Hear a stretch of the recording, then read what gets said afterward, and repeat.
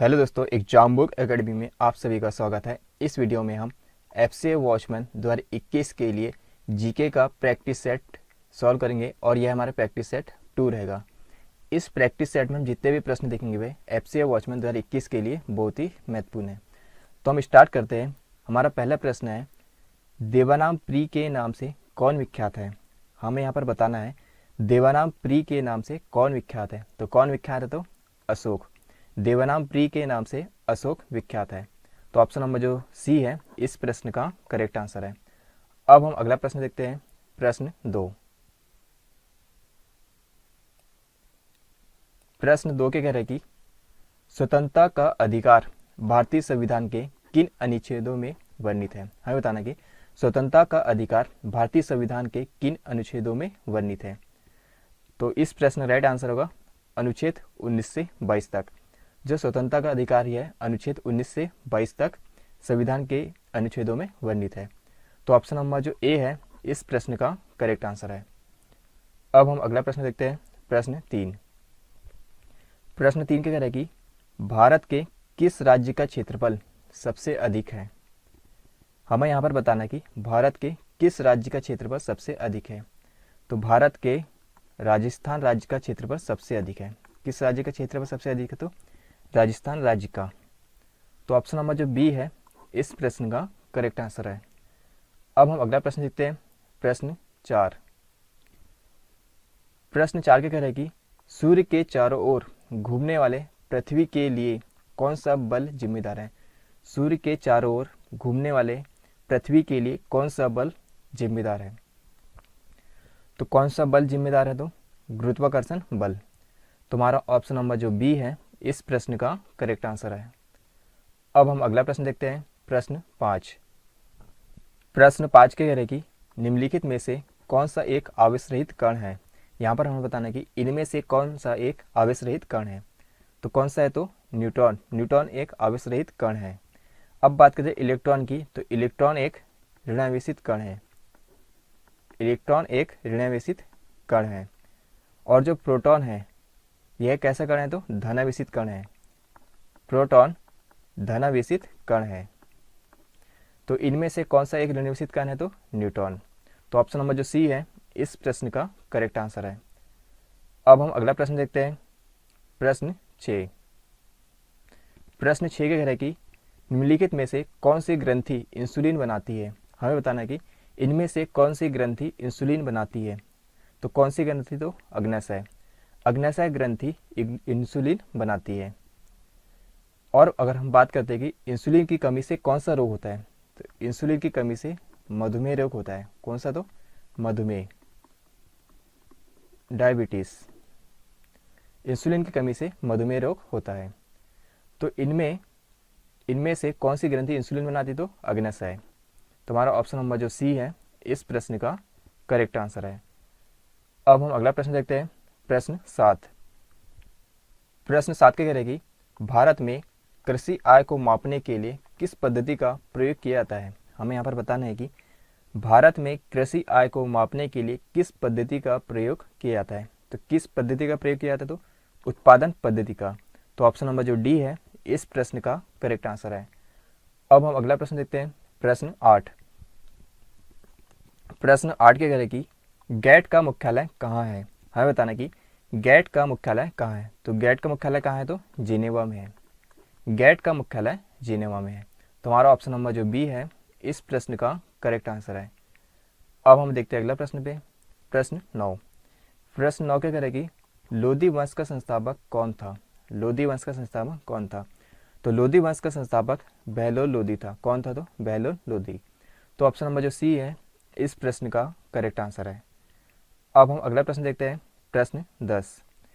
प्रश्न 10 के कह रहे कि पंचतंत्र पुस्तक किसने लिखी है। हमें यहाँ पर बताना कि पंचतंत्र पुस्तक किसने लिखी है।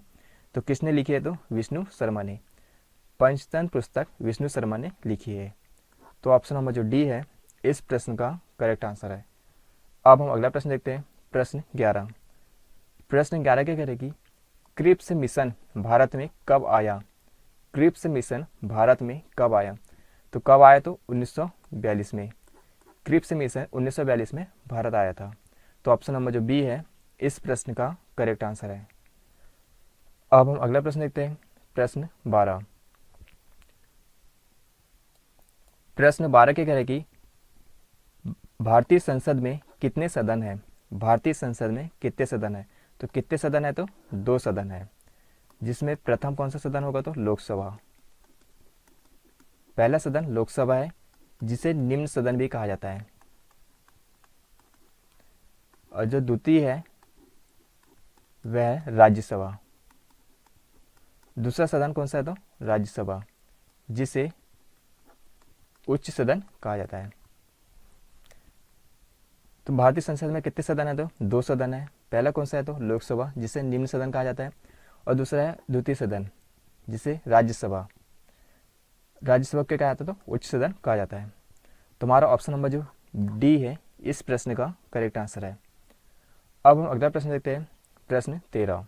प्रश्न 13 के कह रहे कि भारत के किस राज्य के पास सबसे लंबी समुद्री तट है? तो किस राज्य के पास है? तो गुजरात के पास।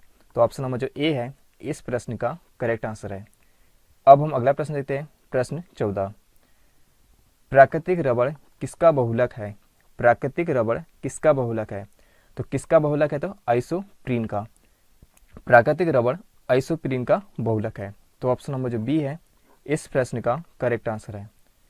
अब हम अगला प्रश्न देखते हैं, प्रश्न 15। भारत में योजना आयोग का गठन किस वर्ष में किया गया था? भारत में योजना आयोग का गठन किस वर्ष किया गया था? तो किस वर्ष किया गया था? तो 1950 में। तो ऑप्शन नंबर जो सी है इस प्रश्न का करेक्ट आंसर है। अब हम अगला प्रश्न देखते हैं, प्रश्न 16। सुंदरबन राष्ट्रीय उद्यान कहाँ स्थित है? सुंदरबन राष्ट्रीय उद्यान कहाँ स्थित है? तो कहाँ स्थित है? तो पश्चिम बंगाल में। सुंदरबन राष्ट्रीय उद्यान पश्चिम बंगाल में स्थित है। तो हमारा ऑप्शन नंबर जो बी है इस प्रश्न का करेक्ट आंसर है। अब हम अगला प्रश्न देखते हैं, प्रश्न 17। प्रश्न 17 क्या कह रहे हैं कि राष्ट्रीय डेयरी अनुसंधान संस्थान कहाँ स्थित है? राष्ट्रीय डेयरी अनुसंधान संस्थान कहाँ स्थित है? तो कहाँ स्थित है? तो करनाल में। राष्ट्रीय डेयरी अनुसंधान संस्थान करनाल में स्थित है। तो ऑप्शन नंबर जो बी है इस प्रश्न का करेक्ट आंसर है। अब हम अगला प्रश्न देखते हैं, प्रश्न 18। प्रश्न 18 क्या कह रहा है कि तालीकोटा की प्रसिद्ध लड़ाई कब हुई थी? तालीकोटा की प्रसिद्ध लड़ाई कब हुई थी? तो इस प्रश्न राइट आंसर होगा 1565 में। तालीकोटा की प्रसिद्ध लड़ाई 1565 ईस्वी में हुई थी। तो हमारा ऑप्शन नंबर जो ए है इस प्रश्न का करेक्ट आंसर है। अब हम अगला प्रश्न देखते हैं, प्रश्न 19। प्रश्न 19 के कह रहे हैं कि निम्नलिखित में से कौन भारत में कानूनों को बनाता है? हमें यहाँ पर बताना है कि इनमें से कौन भारत में कानूनों को बनाता है। तो कौन बनाता है? तो राष्ट्रपति और संसद के दोनों सदन। तो ऑप्शन नंबर जो डी है इस प्रश्न का करेक्ट आंसर है। अब हम अगला प्रश्न देखते हैं, प्रश्न 20। प्रश्न 20 का कह रहे हैं कि निम्नलिखित में से सबसे पुरानी पर्वत श्रृंखला कौन सी है? हमें बताना कि इनमें से कौन सी सबसे पुरानी पर्वत श्रृंखला है? तो कौन सी है? तो अरावली। तो ऑप्शन नंबर जो डी है इस प्रश्न का करेक्ट आंसर है। अब हम अगला प्रश्न देखते हैं, प्रश्न 21। प्रश्न 21 का कह रहे कि बेकिंग सोडा का रासायनिक नाम क्या है? हमें यहाँ पर बताना है कि बेकिंग सोडा का रासायनिक नाम क्या है। तो बेकिंग सोडा का रासायनिक नाम सोडियम बाइकार्बोनेट होता है। क्या है? तो बेकिंग सोडा का रासायनिक नाम सोडियम बाइकार्बोनेट है। इसे खाने का सोडा भी कहा जाता है, खाने का सोडा भी कहा जाता है। और इसका सूत्र क्या होता है? तो NaHCO3। तो बेकिंग सोडा का रासायनिक नाम सोडियम बाइकार्बोनेट होता है और इसे खाने का सोडा भी कहा जाता है। तो हमारा ऑप्शन नंबर जो डी है इस प्रश्न का करेक्ट आंसर है। अब हम अगला प्रश्न देखते हैं, प्रश्न 22। प्रश्न 22 क्या कह रहे हैं कि यक्षगान लोक नृत्य का संबंध किस भारतीय राज्य से है? यक्षगान लोक नृत्य का संबंध किस भारतीय राज्य से है? तो किससे है? तो कर्नाटक राज्य से है। तो ऑप्शन नंबर जो ए है इस प्रश्न का करेक्ट आंसर है। अब हम अगला प्रश्न देखते हैं, प्रश्न 23। प्रश्न 23 के कह रहे कि ब्रह्मा समाज के संस्थापक थे। हमें यहाँ पर बताना है कि ब्रह्मा समाज के संस्थापक कौन थे। तो ब्रह्मा समाज के संस्थापक राजा राम मोहन राय थे। ब्रह्मा समाज के संस्थापक राजा राम मोहन राय थे। तो ऑप्शन नंबर जो डी है इस प्रश्न का करेक्ट आंसर है। अब हम अगला प्रश्न देखते हैं, प्रश्न 24। प्रश्न 24 के करें कि मंत्रिपरिषद की बैठकों की अध्यक्षता कौन करता है। मंत्रिपरिषद की बैठकों की अध्यक्षता कौन करता है? तो कौन करता है? तो प्रधानमंत्री। तो ऑप्शन नंबर जो बी है इस प्रश्न का करेक्ट आंसर है। अब हम अगला प्रश्न देखते हैं, प्रश्न 25। प्रश्न 25 के करें कि साइलेंट वैली कहाँ स्थित है। हमें बताना है कि साइलेंट वैली कहाँ स्थित है। तो साइलेंट वैली केरल में स्थित है। कहाँ पर है? तो केरल में। तो हमारा ऑप्शन नंबर जो ए है इस प्रश्न का करेक्ट आंसर है। अब हम अगला प्रश्न देखते हैं, प्रश्न 26। प्रश्न 26 के कह रहे कि भारत में तुगलक वंश के बाद कौन सा वंश आता है। हमें यहाँ पर बताना है कि भारत में तुगलक वंश के बाद कौन सा वंश आता है। तो कौन सा वंश आता है? तो सैयद वंश। तो ऑप्शन नंबर जो बी है इस प्रश्न का करेक्ट आंसर है। अब हम अगला प्रश्न देखते हैं, प्रश्न 27। प्रश्न 27 क्या करेगी, निम्नलिखित में से किसका उपयोग फलों को पकाने के लिए किया जाता है। तो किसका उपयोग फलों को पकाने के लिए किया जाता है? तो एथिलीन का उपयोग। तो ऑप्शन नंबर जो डी है इस प्रश्न का करेक्ट आंसर है। अब हम अगला प्रश्न देखते हैं, प्रश्न 28। प्रश्न 28 क्या कह रहा है कि IMF किसका संक्षिप्त रूप है। तो IMF किसका संक्षिप्त रूप है? तो